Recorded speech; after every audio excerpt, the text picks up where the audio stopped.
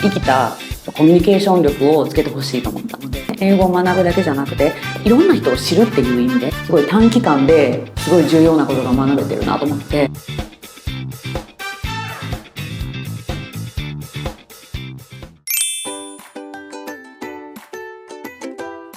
楽しかったです。物価も安くて、すごい過ごしやすかったです。食べ物も安いし、全然フーコックはすごく綺麗だし、ホテルの中が安心して食べ物とかも食べれる環境だったので、子供にはいいかなと思いました。すごい。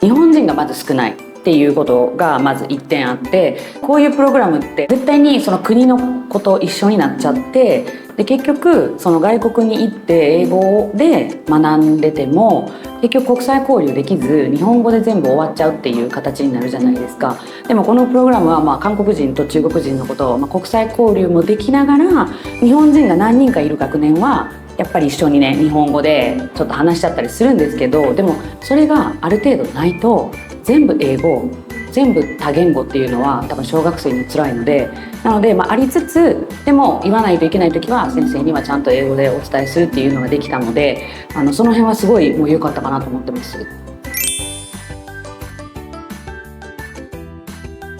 100だから 10% って言ってたかな。子どもの数で全体で8人が出てたので 10% くらいで、あとは韓国人とで、台湾人の方も日本と同じぐらいの比率だと思うんですよね。保護者の方も韓国人のグループとかっていうふうにはならず、どちらかというと私は韓国人の保護者の方とも結構いろいろお話ができたので、なのでそれはすごい良かったかなと思います。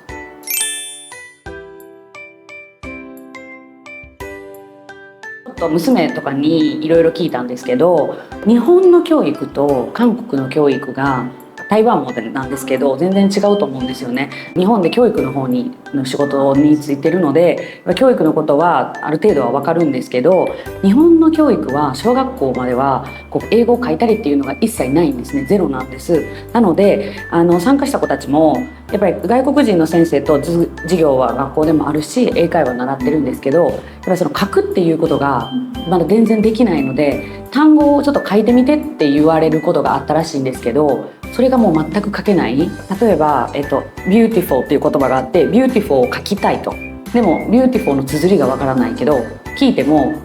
もう適当に書いといてっていうのが、そのコミュニケーションが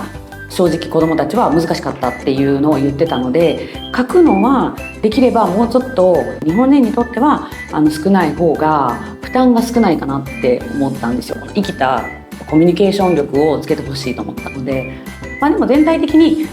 各日にち1日ずつ外でのアクティビティがあり、で多学年の縦割りっていう日本は言うんですけど、上の子6年生も1年生もみんな一緒にいろんなことアクティビティしたりっていうのはすごい良かったので、1日しっかり勉強ベトナムについて学ぶ、次の日は、アクティビティっていうメリハリがすごいついて、私そのメリハリがすごい好きなので、だからそれはすごい良かったと思うし、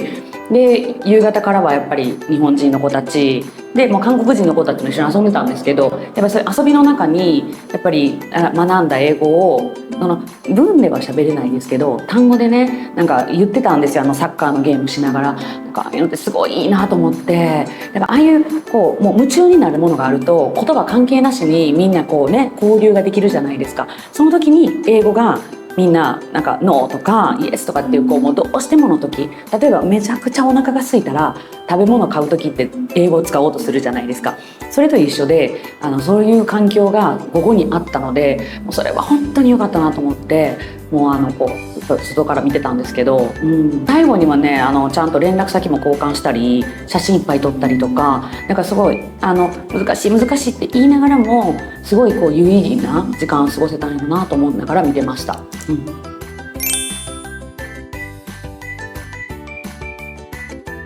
日本で生活してる子って内向的で、どちらかというと神経質な子がすごい多いじゃないですか。特に日本ってもうすごい綺麗な国だから、ちょっと例えばお箸が曲がってるとかちょっとお皿が汚れてるとかっていうと、すごいなんかもういやいやいやっていう子がいるんですけど、ああいうところで生活を1週間でも2週間でもしてみると、面白いのが、子供ってもうなんかしょうがないんやなここにいればっていう、こうどういうのかな、世界ではその神経質に細かいこと言ってるのは日本人だよ、だからこういう人もいるんだよっていう世界を、いろんな人を見るっていうのが見れたのがすごい良かったのと、もう一人の子はちっちゃい子で、日本の幼稚園ね、なかなか入れないっていう、ドアの中に入れない、なんかお勉強とかをしたくないっていう子がいたんですね。でそういう子はやっぱり風国に来ても1日2日となんか最初逃げ回ってしてたんですけど、馴染むスピードが速かったのと、本当にダイバーシティでいろんな考え方、こういう服の子とか、こういうメイクしてる男の子とか、こういう考え方の男の子がいても女の子がいてもいいよっていう受け入れがすごいあるじゃないですか。こういう環境ってすごい短期間ですごい重要なことが学べてるなと思って、すごいいい経験がもうね、人生の中に役に立つ経験ができてるなと思って。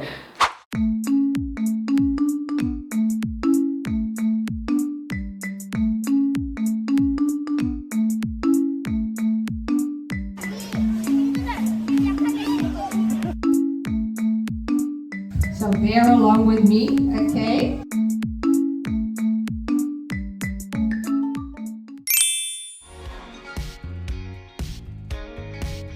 日本人はやっぱり韓国とか台湾の人と違って教育熱がやっぱりちょっと低いので、留学熱が特に低いんですね。なので私も結構声かけはしたんですけど、意外とその外国はいいわっていう人がすごい多いんですよね。だけどこれからってもう入ってね、日本なんてもうインバウンドがすごいので、もう外国人がたくさん入ってくるから、いろんな人を知るっていう意味で英語を学ぶだけじゃなくて、そういうのに関心を持ってもらう、もうちょっと行ってみたいけど不安だなっていう人は、すごい飛行機の距離も短いし時差もほとんどないので、もうすごい過ごしやすいから、そういう人にもおすすめできるのと、やっぱり子供が今って一人とかっていう人がすごい多いじゃない、韓国もそうだと思うんですけどね。でそういう人って結構どちらかというと過保護になっちゃいがちで、もう全部お母さんがするよって、勉強大事よって言われる方がすごい多いんですけど、そういう人こそなんか自分でやっぱり身の回りのこととかも自分である程度するようになるじゃないですか、こういうところに来ると。なのでそういう自立を促したいよとか、外国行ってみたいけどいきなり英語圏に行くのはちょっと不安っていう方にワンクッションを挟むためには親子だし、すごい安心できるので、意外と教育、そんな留学とかに熱がない人でも行きやすいから、そういう人に逆におすすめかなと思いました。